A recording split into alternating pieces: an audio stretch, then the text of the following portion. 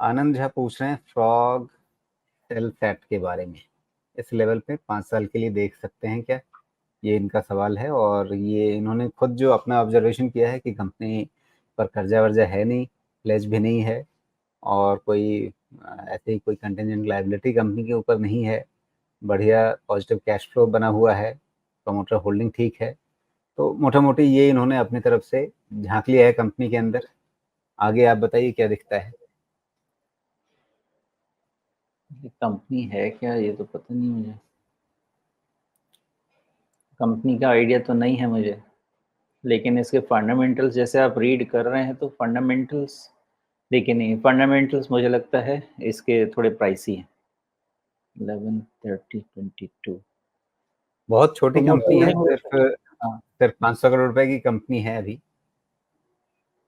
नहीं, फंडामेंटल्स मुझे थोड़े तो प्राइसी लग रहे हैं एट दिस लेवल। बाकी कंपनी जानना चाहिए, अगर आपको 5 साल के लिए लेना है तो कंपनी एनुअल रिपोर्ट सब पढ़िए और उसके बाद डिसाइड कीजिए। मुझे फंडामेंटल्स प्राइसी लग रहे हैं, एज सिंपल एज दैट।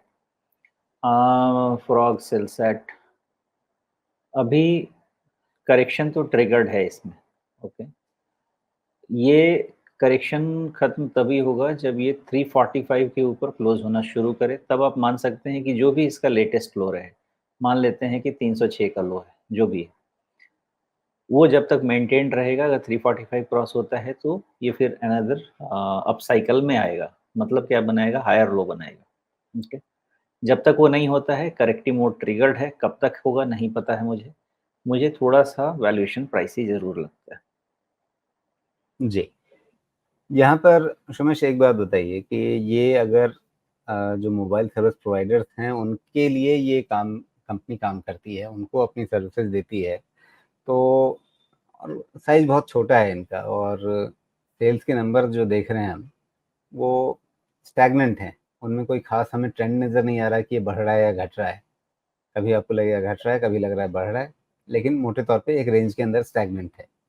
और प्रॉफिट का भी आप आंकड़ा देखें तो प्रॉफिट जो है इनका बहुत ऊपर नीचे होता रहता है। अगर हम थोड़ा सा इसका मीडियन लें तो 2.5-3 करोड़ रुपए ये प्रॉफिट कमाती है।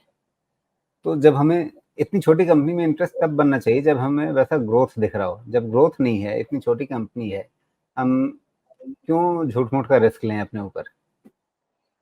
छोटी कंपनी में देखिए प्रॉफिट भी बड़ा बन सकता है, लेकिन इसके लिए ज़रूरी होता है कि आप उसका 4-5 साल का जो भी एनुअल रिपोर्ट मिले वो पढ़िए, कंपनी अगर के ग्रोथ प्लान है, समझिए। हाँ, छोटी कंपनी का आकर्षण क्या होता है, बहुत तेजी से बढ़ सकती है। लेकिन जो कंपनी बढ़ती करेक्ट। हुई ही नहीं दिखती है, तो फिर हम, और छोटी कंपनी है तो वहां पे जाके हम क्या करें। हाँ, हाँ, तो जैसे मैं पढ़ता हूँ बताता हूँ।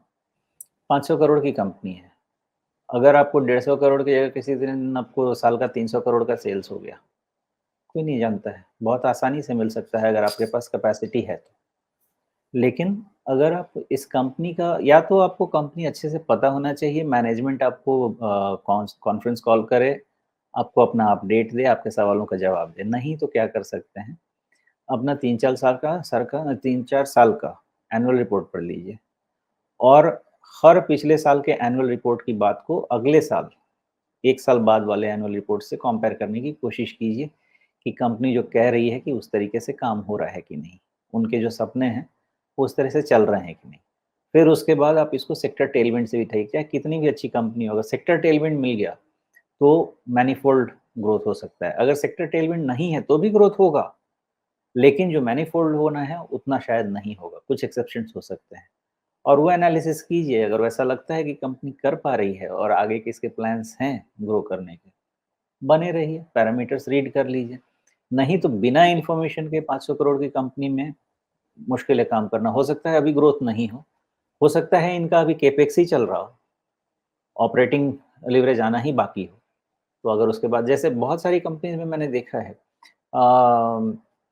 बहुत सारी कंपनीज में मुझे नाम तो नहीं याद आता, लेकिन जो पहले कोविड के पहले बहुत सारी कंपनीज थी जो पार्क रन करती थी, गेमिंग रन करती थी, वो सारी कंपनीज में केपेक्स चल रहा था और केपेक्स चलने के कारण उनका प्रॉफिट बन नहीं पाता था और कब तक चलेगा वो भी पता नहीं चलता था। एक बार ही हो गया तो उसके बाद उनके प्राइसेस भागने लगे, स्टॉक प्राइसेस। तो वो भी समझना पड़ेगा, इसमें क्या है, पढ़ना समझना चाहिए। जी। मुझे तो ये दिख रहा है कि आपके सामने 2 ही बड़े हाथी हैं, उनको जाकर के उनकी पूजा आपको करनी है और वो कितना प्रसाद देंगे बहुत पता होता नहीं है क्योंकि उनको भी पता है कि बस हम ही 2 हैं। हाँ, वो सर्विस प्रोवाइडर के हिसाब से, ये कंपनी क्या करती है नहीं पता मुझे। मतलब नहीं, टेलीकॉम में किसको क्या प्रोवाइड करती है जो सर्विस। बेसिक अब इन्फॉर्मेशन है कि वो बिल्डिंग के अंदर कवरेज एनहांस करने वाली एक्सेसरीज़ ये प्रोवाइड करते हैं, बनाते हैं। हाँ, तो कभी-कभी क्या होता है नरेश जी कि जो बड़ी कंपनीज़ है ना, बहुत सारी चीज़ों को कॉन्ट्रैक्ट को आउटसोर्स करती हैं। तो बिल्कुल, उसमें ये छोटे-छोटे जो प्लेयर्स हैं ना, बड़े काम के भी आ जाते हैं। तो अगर कहीं उन्हीं से इनको बड़ा कॉन्ट्रैक्ट मिल गया, मान लीजिए कि मेरे पास कैपेसिटी अब ऑलरेडी ये तो 85-90% लॉटरी मैं वाली पहुँच चीज़ हो चुका हूँ। गई ना, मुझे नहीं पता कि ऐसा होगा या नहीं होगा। ये तो एक संभावना है, पता नहीं होगा, नहीं भी हो सकता है। इसीलिए कंपनी के प्लान्स को समझना चाहिए, क्या करना चाहती है कंपनी। अगर वो बड़े प्लेयर्स को फ़ॉलो कर रही है कि हाँ, मुझे कुछ बिज़नेस दो, तो हो सकता है बिज़नेस मिले। अदरवाइज़ इस सोच में कोई खराबी नहीं है कि इंडस्ट्री लीडर्स के साथ रहें तो रिस्क कम रहेगा।